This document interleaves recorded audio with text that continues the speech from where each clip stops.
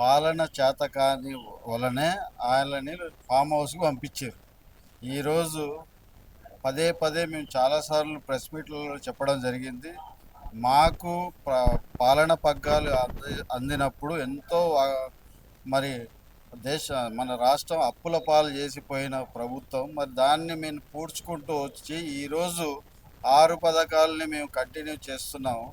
దాన్ని గుర్తుపెట్టుకోవాలి. మీరు పదే పదే పాలన చేత కావట్లేదంటే పదే పదే మేము చెప్పాల్సి వస్తుంది.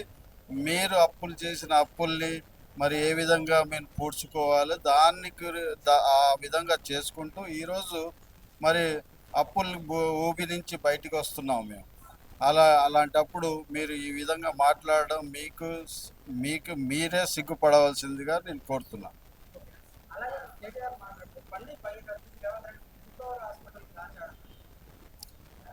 అప్పుడు మరి బండి భగీరథను మెడికోవర్ హాస్పిటల్లో దాచినామని తెలిసింది.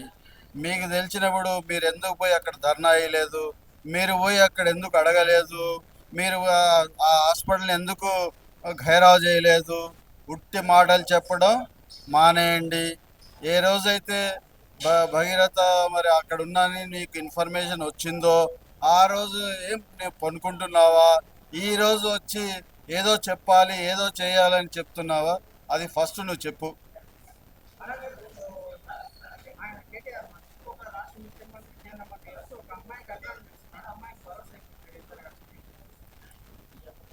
అమ్మాయికి భరోసా ఇవ్వట్లేదని ఎట్లా చెప్తున్నావు? ఇప్పుడు ఆయన చెర్లపల్లి జైల్లో ఉన్నాడు.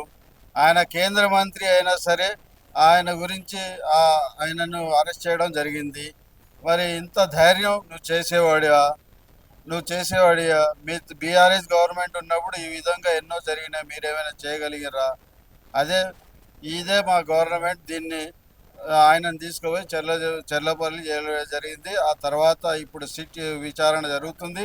ఆ విచారణలో ఎవరైతే ముద్దాయిలుగా ఉంటారో వారికి శిక్ష పడుతుంది. అమ్మాయికి కాంగ్రెస్ పార్టీ మొత్తం మొత్తం తెలంగాణ యావత్తు కార్యకర్తలు అందరూ ఆమె వెంబట ఉంటారు. రేపొద్దున ఈ విధంగా జరుగుతుందని మీరు ఆరోపిస్తున్నారు. ఇది అవ్వకపోతే ఆయన ఏదైనా శిక్ష అయినప్పుడు మీరు నాలికకు నేలకు రాస్తారా అని అడుగుతున్నాను.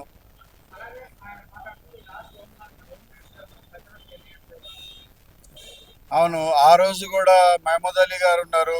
అప్పుడు కూడా ఎవరికి తెలియదు, హోమ్ మినిస్టర్ ఎవరో తెలియదు. ఈరోజు మీరు అడుగుతున్నారు. నేను చెప్తున్నా నేనండి, మన రాష్ట్ర ముఖ్యమంత్రి వర్యులు రేవంత్ రెడ్డి గారే మన ఆ, రాష్ట్ర హోంశాఖ మార్చులు. మీరు ఏదైనా పని ఉంటే పోయి చేసుకోండి.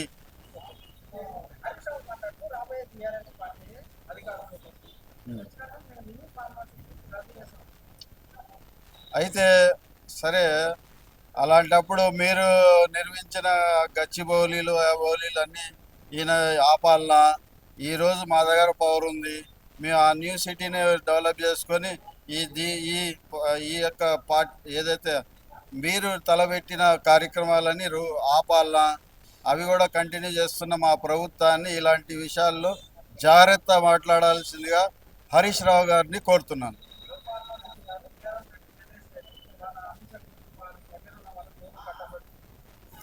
అయితే రియల్ ఎస్టేట్ ఎక్కడి నుంచి స్టార్ట్ అయింది?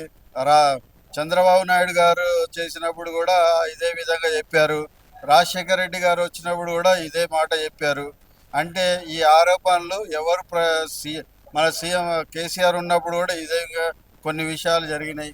ఈరోజు మన రేవంత్ రెడ్డి గారు కూడా ఆ విధంగా మీరు మాట్లాడడం సహజం కాదు, అది తప్పు. మీరు ఆ రోజు నిజమైతే ఈ రోజు ఎందుకు మీరు మాట్లాడుతున్నారు? ఆ రోజు జరిగింది నిజమైతే ఈ రోజు కూడా చేసేది నిజమని అనుకోండి. Subscribe us and press the bell icon for more interesting updates.